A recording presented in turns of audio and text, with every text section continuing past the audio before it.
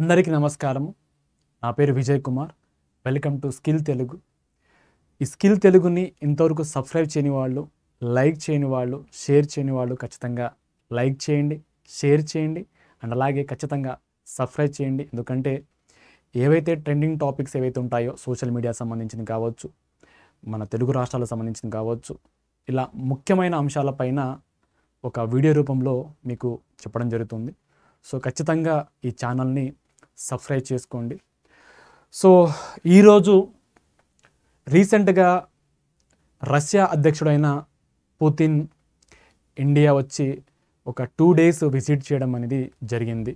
So Putin India visit ఏదైతే జరిగిందో so దీనికి సంబంధించిన అంశాలను ఇక్కడ డీటెయిల్గా చెప్తాను.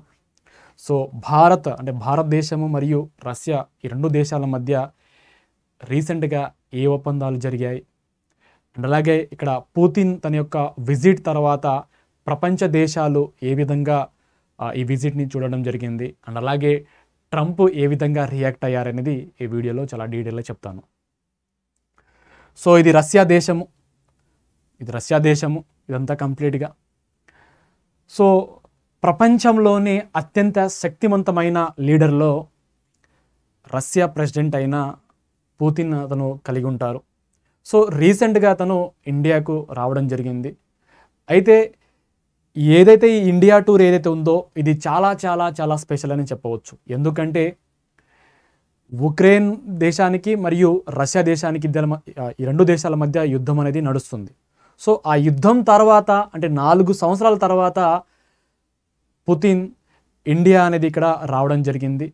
సో ఎందుకంటే ప్రపంచ దేశాలు ఏవైతే ఉన్నాయో ఇక్కడ రష్యా దేశాన్ని ఒక ఐసోలేట్గా ఇక్కడ చేయడం జరిగింది. కానీ ఇక్కడ భారతదేశం ఏమో ఒక రెడ్ కార్పెట్ రూపంలో ఇక్కడ వెల్కమ్ అనేది రీసెంట్గా చేయడం జరిగింది. నిజంగా చెప్పాలంటే పిఎం మోడీ గారు కూడా ప్రోటోకాల్స్ని అన్నీ బ్రేక్ చేస్తూ ఎయిర్పోర్ట్కి వెళ్ళి స్వతహాగా స్వాగతం పలుకుతూ అండ్ అలాగే ఇక్కడ హగ్ చేస్తూ అండ్ అలాగే ఇద్దరు కలిసి ఫార్చునర్ కారులో పిఎం యొక్క రెసిడెన్స్ కూడా వెళ్ళడం జరిగింది. అంటే ఇక్కడ అల్టిమేట్ ఒక నెక్స్ట్ లెవెల్లో ఈ విజిట్ అనేది మనం చెప్పవచ్చు. సో ఈ ఏదైతే పుతిన్ యొక్క విజిట్ ఏదైతే ఉందో ప్రపంచ దేశాల్లో ఎవరైతే లీడర్స్ ఉన్నారో వాళ్ళ యొక్క గుండెల్లో గుబులు కూడా ఇక్కడ కలిగించింది అనేది ఇక్కడ పుట్టించిందని చెప్పవచ్చు. అండ్ అలాగే అమెరికా అంటే ట్రంప్కి కూడా ఏ విధంగా ఇక్కడ సవాల్ అనేది ఎదురవడం జరిగింది, ఏంది కథ అనేది ఇక్కడ కొంతవరకు చెప్తాను. సో ఇలా మనము రెడ్ కార్పెట్ ద్వారా ఆ పుతిన్ని వెల్కమ్ చేయడం జరిగింది. సో ఇలా పిఎం మోడీ గారు ప్రోటోకాల్స్ని అన్ని విధాలుగా బ్రేక్ చేస్తూ వెల్కమ్ చెప్పారు. సో ఇలా పుతిన్ వచ్చిన తర్వాత 23rd ఇండియా మరియు రష్యా యాన్యువల్ సమ్మిట్ అనేది జరిగింది. ఈ సమ్మిట్లో కీలక ఒప్పందాలు జరిగాయి. ఫస్ట్ ఆఫ్ ఆల్ ఈ ఒప్పందాలు ఏవైతే జరిగాయో ఈ ఒప్పందాలు జరగకముందు అసలు రష్యా దేశానికి మన దేశానికి అసలు ఎలాంటి స్నేహం కలిగి ఉంది ఏమిటనేది ఈ వీడియోలో ఇప్పుడు ప్రజెంట్ చెప్తాను. సో బేసిక్గా చెప్పాలంటే శత్రువు ఇప్పుడు పాకిస్తాన్ ఇండియా శత్రువులు, చైనా ఇండియా శత్రువులు. సో ఇక్కడ శత్రువు ఇక్కడ మిత్రులు అవుతారు. అంటే ఇక్కడ అల్టిమేట్ మనకు అంటే మన భారతదేశానికి చైనా మరియు పాకిస్తాన్ ఈ 2 దేశాలు మనకి ఎప్పుడు శత్రువులే. బట్ ఇలా ఈ రెండు దేశాలు మనకు శత్రువు కదా. సో ఇలా పాకిస్తాన్ మరియు చైనా వీళ్ళిద్దరు మాత్రం మిత్రులు అవుతుంటారు. సో ఇది కామన్ ఎక్కడైనా. సో అలా రష్యా దేశము మనకి ఎప్పుడు బేసిక్గా చెప్పాలంటే అమెరికాలో భారతదేశం నుంచి ఎక్కువగా అక్కడ వెళ్తుంటారు జాబ్ కోసము, చదువుల కోసము అండ్ అలాగే టూరిస్ట్ కోసము వెళ్తుంటారు. అంటే దగ్గరగా మన యొక్క పాపులేషన్ అనేది అంటే ఇండియన్ సిటిజన్స్ వాళ్ళు అక్కడ ఎక్కువగా కలిగి ఉన్నారు అమెరికాలో. అండ్ అలాగే ఆ దేశంలో ఎక్కువగా కూడా వర్క్ చేస్తున్నారు. బట్ ఇక్కడ అమెరికా ఎప్పుడు మనకు తటస్థంగా ఉండదు. అంటే ఒక స్టేబుల్గా ఎప్పుడు ఉండదు. ఏదో ఒక టైంలో వెన్నుపోటు పడవడం లేదా ఏదో ఒక విధాలుగా ఇప్పుడు రీసెంట్గా మనం చూసాం కదా, టారిఫ్ పైన టారిఫ్ ఏదో ఒకటి ఈ ట్రంప్ ఒకటే విధిస్తున్నారు కదా. అలా ఇక్కడ అమెరికా ఉన్నది, కానీ రష్యా దేశము తటస్థంగా కొన్ని సంవత్సరాల నుంచి, నిజంగా చెప్పాలంటే 70-80 సంవత్సరాల నుంచి రష్యా మనకు ఒకటే లెవెల్లో మనకు కలిగి ఉన్నది. సో ఏ విధంగా అంటే రష్యా మనకు ఏ విధంగా హెల్ప్ చేసింది, ఎక్కడ హెల్ప్ చేసింది, ఏంది కథ అనేది ఇక్కడ చెప్తాను. పాకిస్తాన్ మరియు ఇండియాకు మధ్య ఒక యుద్ధం అనేది జరిగింది 1971లో. సో ఆ యుద్ధమే బంగ్లాదేశ్ లిబరేషన్ వారు. ఈ బంగ్లాదేశ్ లిబరేషన్ వార్ టైంలో పాకిస్తాన్కి ఇండియా మధ్యలో జరుగుతుంది కదా. అదే టైంలో అమెరికా ఏం చేసిందంటే కొన్ని మేము మిసైల్స్ పంపిస్తామని ఇలా పాకిస్తాన్కి సపోర్ట్ చేస్తామని ఇక్కడ చెప్పడం జరిగింది. అదే టైంలో బేసిక్గా ఇప్పుడు రష్యా అనేది కలిగి ఉంది, బట్ ఒకప్పుడు ఇది యుఎస్ఎస్ఆర్. ఒకప్పుడు యుఎస్ఎస్ఆర్ అంటే కొన్ని దేశాలు కలిపి యుఎస్ఎస్ఆర్ అంటే సోవియట్ యూనియన్గా కలిగి ఉండేది. సో ఎప్పుడైతే ఈ అమెరికా దేశము పాకిస్తాన్కి మేము సపోర్ట్ చేస్తాము ఇలా మిసైల్ రూపంలో ఈ యుద్ధంలో అని ఎప్పుడైతే చెప్పిందో, అదే టైంలో సేమ్ టైంలో ఈ సోవియట్ రష్యా అంటే ఏదైతే ఈ యుఎస్ఎస్ఆర్ ఏదైతే ఉందో ఇక్కడ ఇండియాకు సపోర్ట్ చేయడానికి మేము కూడా రెడీగా ఉన్నామని ఇక్కడ చెప్పడం జరిగింది. ఒకవేళ గనక ఈ యుఎస్ఎస్ఆర్ కనుక మనకు అంటే రష్యా కనుక సపోర్ట్ చేయకపోయి ఉంటే ఆ యుద్ధము మరో తీరుగా అనేది కలిగి ఉండేది. సో ఇక్కడ అల్టిమేట్ బంగ్లాదేశ్ లిబరేషన్ వార్ టైంలో కూడా యుఎన్ఎస్సి అంటే యునైటెడ్ నేషన్ సెక్యూరిటీ కౌన్సిల్లో మొత్తము 5 కంట్రీస్ ఏమో పర్మనెంట్ మెంబర్స్.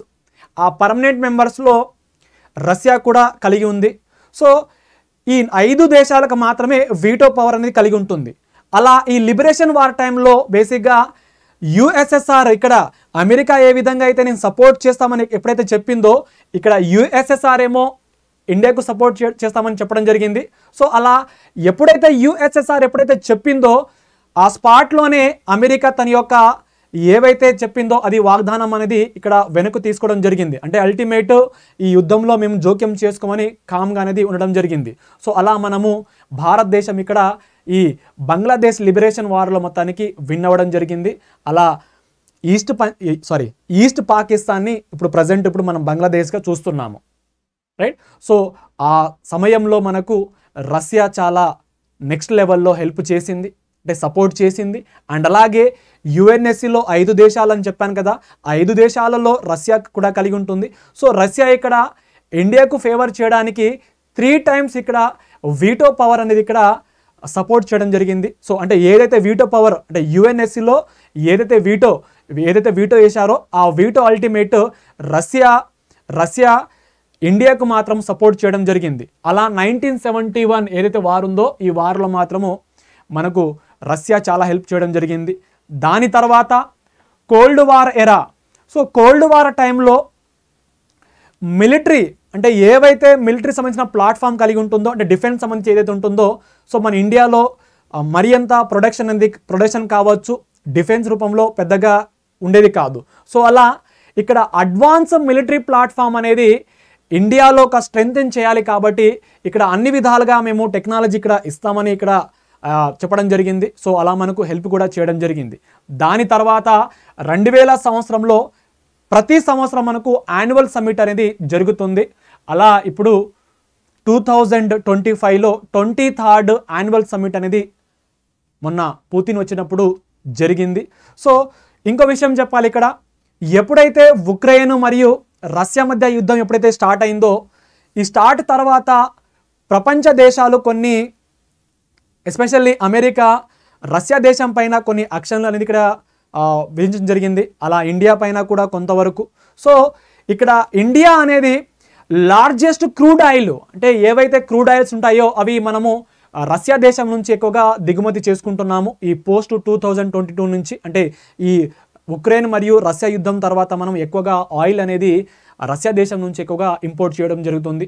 సో ఈ రీసెంట్గా ఏదైతే ఇండియా రష్యా ఏదైతే సమ్మిట్ జరిగిందో డిసెంబర్ 4వ తారీఖున 5వ తారీఖున ఏదైతే ఈ సమావేశం ఏదైతే ఈ సమ్మిట్ జరిగిందో ఈ సమ్మిట్లో అసలు ఏమేం జరిగాయి ఏంది కథ అనేది ఇక్కడ చెప్తాను. సో పొలిటికల్ పరంగా డిఫెన్స్ పరంగా ఎకనామీ పరంగా ఏమేం జరిగాయి అనేది ఇక్కడ చాలా డీటెయిల్గా చెప్తాను. ఫస్ట్ ఆఫ్ ఆల్ మనకు రష్యా ఇక్కడ కేవలము మనకు సపోర్ట్ మాత్రమే, అంటే డిఫెన్స్ పరంగా మాత్రమే కాకుండా ప్రతి విషయంలో కూడా, అంటే ఇక్కడ యుఎన్ఎస్సిలో ఏవైతే 5 పర్మనెంట్ ఏవైతే కంట్రీస్ ఉన్నాయో ఈ 5 కంట్రీసే కదా వీటో పవర్ ఉండేది. అలా యుఎన్ఎస్సిలో రీఫార్మ్ తీసుకురావాలి.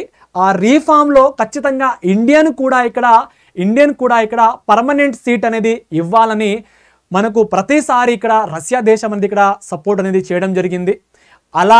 అలా కేవలము యుఎన్ఎస్సి రీఫార్మ్తో మాత్రమే కాకుండా రష్యా చాలా సమ్మిట్లో, అంటే G20లో కూడా భాగం కూడా కలిగి ఉంది, అండ్ అలాగే బ్రిక్స్లో కూడా భాగంగా కలిగి ఉంది, SCO షాంఘై కోఆపరేషన్ ఆర్గనైజేషన్లో కూడా భాగంగా కలిగి ఉంది, అండ్ అలాగే యుఎన్లో కూడా భాగమై కలిగి ఉంది. అంటే ఇక్కడ అల్టిమేట్ రష్యా దేశము ఇండియాతో కలిపి చాలా ఈ సమ్మిట్లో కూడా కలిగి ఉన్నాయి. అండ్ అలాగే యుఎన్ఎస్సి రీఫార్మ్లో ఖచ్చితంగా ఇక్కడ రష్యా అనేది సపోర్టు ఎప్పుడు మనకు కలిగి ఉంది. అండ్ అలాగే ఇక్కడ హై లెవెల్ మీటింగ్ అనేది ఎప్పుడు అవుతూనే ఉంటాయి. ఇలా NSA లెవెల్ కావచ్చు, మినిస్టర్ లెవెల్ కావచ్చు, పార్లమెంట్స్ కావచ్చు. అంటే మనకు రష్యా దేశంలో ఎవరైతే మినిస్టర్స్ ఉంటారో NSA లెవెల్లో ఇలా టాక్స్ అనేది ఇక్కడ జరుగుతూనే ఉంటాయి. సో ఇది పొలిటికల్ సంబంధించిన, డిప్లొమాటిక్ సంబంధించిన విషయాలు. నెక్స్ట్ ఎకనామీ పరంగా బేసిక్గా చెప్పాలంటే మనము రష్యా దేశం నుంచి దిగుమతి ఎక్కువగా చేసుకుంటున్నాము. డిఫెన్స్ పరంగా కావచ్చు, క్రూడ్ ఆయిల్ ప్రకారంగా కావచ్చు.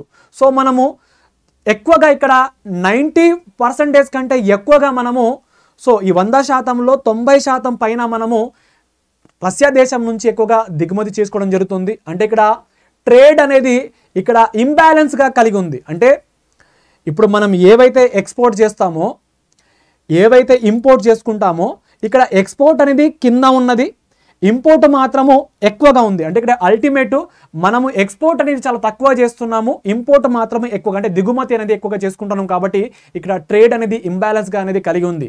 సో రష్యా దేశం మరియు ఇండియా దేశం ఈ రెండు మధ్యలో దగ్గర 64 నుంచి 65 బిలియన్ డాలర్ ఇక్కడ ప్రజెంట్ ఈ ట్రేడ్ అనేది జరుగుతుంది. సో దీన్ని $100 బిలియన్ 2030లో దీన్ని రీచ్ చేయాలని ఇంకొక గోల్ కూడా పెట్టుకోవడం జరిగింది. అయితే ఇప్పుడు ఏదైతే ఈ ట్రేడ్ డెఫిసిట్ అంటాం కదా, సో ఈ ట్రేడ్ డెఫిసిట్ ఏదైతే ఉందో దీన్ని మేము ఎంతో కొంతవరకు మేము ఫుల్ఫిల్ చేస్తామని కూడా రష్యా దేశం చెప్పడం జరిగింది. ఎందుకంటే మేము చైనా నుంచి చాలా వరకు దిగుమతి చేసుకుంటున్నాము. సో అలా చైనా నుంచి కాకుండా భారతదేశం నుంచి, అంటే ఇండియా నుంచి కూడా మేము దిగుమతి చేసుకుంటాము. సో అలా ఈ ట్రేడ్ అనేది కొంతవరకు ఈ ఏదైతే ఇంబ్యాలెన్స్ ఉందో కొంతవరకు దీన్ని మనం న్యూట్రల్గా చేసేలాగా ట్రై చేస్తామని కూడా చెప్పడం జరిగింది. సో ఇది ట్రేడ్ సంబంధించింది. సో 2030లో $100 బిలియన్ ఇక్కడ గోల్ అనేది పెట్టుకోవడం జరిగింది. అండ్ అలాగే డిఫెన్స్ పరంగా చూస్తే బ్రహ్మోస్ మిసైల్, సో రీసెంట్గా మీరు చూశారు కదా, ఏదైతే కాశ్మీర్ హిమాలయాల్లో ఉన్న బైసారన్ వ్యాలీ ఏదైతే ఉందో ఆ బైసారన్ వ్యాలీలో ఒక టూరిస్ట్ వాళ్ళపైన టెర్రరిస్ట్ వాళ్ళు కాల్పులు అనేది ఇక్కడ జరపడం జరిగింది. సో అదే పహల్గామ్ అటాక్. సో ఈ పహల్గామ్ అటాక్ కింద, అంటే దీని వెనుక పాకిస్తాన్లో ఉన్న ఉగ్ర సవారులు ఏవైతే ఉన్నాయో వాళ్ళ యొక్క హెల్ప్ వల్ల వీళ్ళే దాడులు చేయడం జరిగింది. అలా ఇండియా ఇక్కడ అల్టిమేట్ పాకిస్తాన్ దేశంలో ఉన్న ఏవైతే ఉగ్ర సవారులు ఏవైతే ఉన్నాయో వాళ్ళ ఆ సవాళ్ళ పైన దాడులు కూడా చేయడం జరిగింది. అలా పాకిస్తాన్ దేశము మన పైన డ్రోన్స్ రూపంలో దాడులు చేయడం జరిగింది. ఆ డ్రోన్స్ని కంప్లీట్గా డెస్ట్రాయ్ అనేది ఇక్కడ S-400 అనే డిఫెన్స్ సిస్టమ్ మాత్రము నెక్స్ట్ లెవెల్లో ఇక్కడ మనకు హెల్ప్ అనేది చేయడం జరిగింది. సో నిజంగా చెప్పాలంటే ప్రపంచ దేశాలు సో రీసెంట్గా ఒక యుద్ధానికి దారి తీసే ఏదైతే ఒక సమయం ఏదైతే ఉందో ఈ పాకిస్తాన్ మరియు ఇండియా మధ్యలో రీసెంట్గా పహల్గామ్ అటాక్ తర్వాత ఆ వందలాది డ్రోన్స్ అనేది ఇక్కడ పాకిస్తాన్ నుంచి మన పైన దాడులు చేయడం జరిగింది. ఆ ఏవైతే డ్రోన్స్ ఏవైతే ఉన్నాయో ఆ డ్రోన్స్ అన్ని డిస్ట్రాయ్ అనేది ఈ S-400 అనేది చాలా వరకు మనకు హెల్ప్ చేయడం జరిగింది. సో ఈ S-400 అనేది ఒక మిసైల్ డిఫెన్స్ సిస్టమ్ అండి. సో ఈ S-400 అనేది మనం ఏ దేశం నుంచి కొనుగోలు చేశామంటే రష్యా దేశం నుంచి. సో రష్యా దేశం నుంచి కొన్ని వేల కోట్లతోటి మనము దీన్ని మనం తీసుకోవడం జరిగింది. అయితే ఇక్కడ బేసిక్గా చెప్పాలంటే ఐదు S-400ని మనము అగ్రిమెంట్ అనేది, అంటే ఒక ఒప్పందం అనేది చేసుకోవడం జరిగింది. అందులో కొన్ని మాత్రమే రష్యా మనకు ఇక్కడ ఆర్డర్ అనేది రష్యా అనేది మనకు కంప్లీట్గా మనకు ఇవ్వడం జరిగింది. సో కొన్ని ఇంకా ఇవ్వలేదు. సో ఆ కొన్ని కూడా ఇక్కడ జల్దీగా ఇవ్వాలని కూడా ఈ మీటింగ్లో చెప్పడం జరిగింది. అండ్ అలాగే S-400కి అడ్వాన్స్, S-500 కూడా ఇక్కడ ఇండియాకి ఇక్కడ ఇస్తామని కూడా చెప్పడం జరిగింది. అండ్ అలాగే బ్రహ్మోస్ మిసైల్, సో రీసెంట్గా ఈ పహల్గామ్ అటాక్ ఏదైతే జరిగిందో, సో ఈ జరిగిన తర్వాత ఆ ఉగ్ర స్థావరాల పైన ఏవైతే దాడులు చేయడం జరిగిందో, ఈ బ్రహ్మోస్ మిసైల్ మాత్రము చాలా అక్యురసీగా ఇక్కడ డిస్ట్రాయ్ అనేది చేయడం జరిగింది. అయితే ఈ బ్రహ్మోస్ మిసైల్ని ఏ రెండు దేశాలు కలిసి దీన్ని నిర్మించడం జరిగిందంటే ఇండియా మరియు రష్యా దేశము, ఈ రెండు కలిసి ఈ బ్రహ్మోస్ మిసైల్ని మొత్తానికి డెవలప్ చేయడం జరిగింది. సో DRDO దీని ఒక డెవలప్ చేయడం జరిగింది. సో చాలా ఇంపార్టెంట్ ఇది. సో బ్రహ్మోస్ మిసైల్, ఇలా S-400 and T-90 tanks. So ఈ T-90 ట్యాంక్స్ కూడా ఇది బ్యాటిల్ ట్యాంక్ అంటారు దీని యాక్చువల్గా, అంటే యుద్ధంలో ఇది చాలా హెల్ప్ చేయడం జరుగుతుంది. అలా ఇండియా బ్రహ్మోస్ మిసైల్ కావచ్చు, సుఖోయి కావచ్చు, T-90 కావచ్చు, S-400 కావచ్చు, ఇలా AK-203 అంటే మీరు చూస్తే ఇది S-400 సంబంధించిన డిఫెన్స్ సిస్టము. సో మనము రష్యా దేశం నుంచి దీన్ని మనము కొనుగోలు చేయడం జరిగింది. ఇదేమో S-500 అంటే S-400కి ఇది అడ్వాన్స్ వర్షన్ ఇది. దాని తర్వాత బ్రహ్మోస్ మిసైల్ ఇది. సో ఇది ఇండియా మరియు రష్యా దేశము ఈ రెండు కలిసి దీన్ని తయారు చేయడం జరిగింది. Next AK-203. సో ఇది బేసిక్గా ఇండియాలో ఇప్పుడు ప్రొడక్షన్ చేస్తారు. సో ఇది కూడా రష్యా సంబంధించిన వెపన్ సంబంధించింది ఇది. అండ్ అలాగే T-90 ట్యాంక్. సో ఇది, సో ఇలా అన్ని విధాలుగా మనకు డిఫెన్స్లో రష్యా దేశము చాలా వరకు సపోర్ట్ అనేది చేయడం జరిగింది.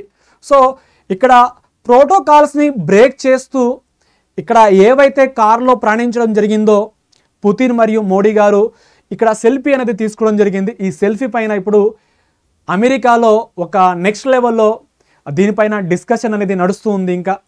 ఇంకా డిస్కషన్ అనేది ఇంకా ఆగలేదు. ఎందుకంటే ఇక్కడ రష్యా దేశం అనేది ఇక్కడ అమెరికాకు శత్రువే కదా.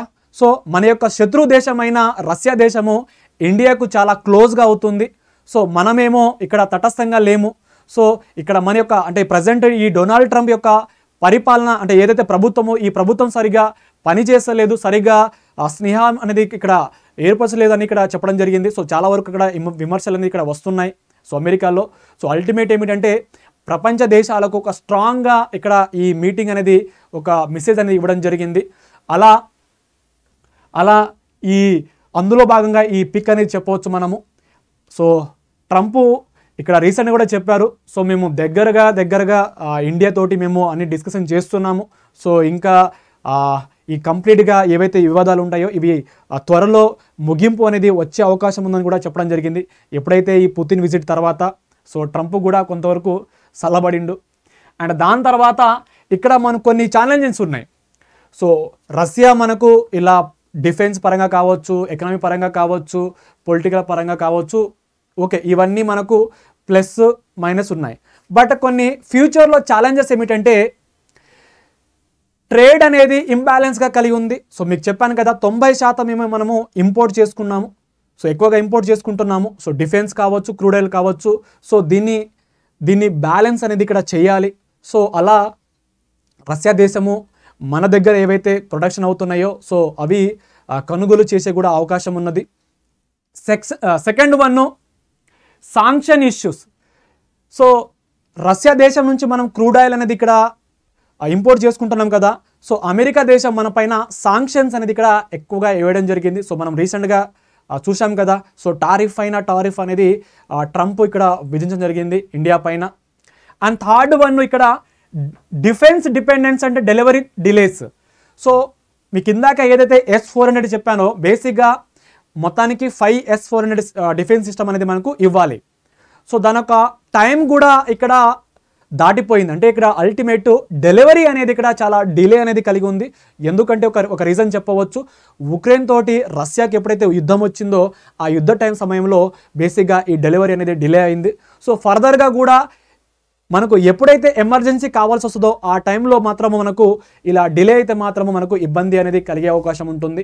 అండ్ థర్డ్ వన్ ఇక్కడ రష్యా దేశం అనేది చైనా తోటి చాలా ఇంకా క్లోజ్గా మూవ్ అవుతుంది ప్రజెంట్. అంటే మనతో ఏ విధంగా స్నేహంగా ఏ విధంగా అయితే ఉందో, సో రష్యా దేశము చైనాతో కూడా ఇక్కడ చాలా వరకు క్లోజ్ అయ్యే అవకాశాలు కూడా ఎక్కువగా ఉన్నాయి ప్రజెంట్ చూస్తే. అండ్ అలాగే ఇక్కడ అల్టిమేట్ జియోపాలిటికల్, అంటే ఇక్కడ అల్టిమేట్ ప్రపంచ దేశాల్లో మనం చూస్తున్నాం కదా. సో రీసెంట్గా వియత్నాం కాంబోడియా మధ్యలో ఒక వివాదం సంబంధించింది కావచ్చు, గాజా అండ్ ఇజ్రాయెల్ కావచ్చు.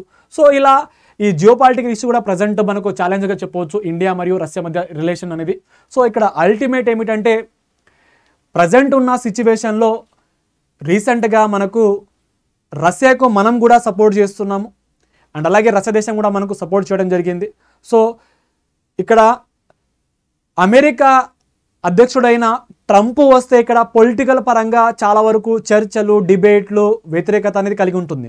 కానీ రష్యా దేశం నుంచి పుతిన్ మన ఇండియాకి వచ్చిన తర్వాత ఇక్కడ పొలిటికల్గా పెద్దగా ఈ డిస్కషన్ అనేది నడవలేదు. ఎందుకంటే ఇతర దేశాలకు సంబంధించిన నాయకులు ఒక విధంగా చూస్తారు, రష్యా దేశంని మాత్రం ఒక సపరేట్గా అనేది చూడడం జరుగుతుంది. ఎందుకంటే రష్యా దేశం మనకి ఎప్పుడు సపోర్ట్గా ఉన్నది అండ్ సపోర్ట్గా కూడా ఉంటుందని మనం కోరుకుంటున్నాము.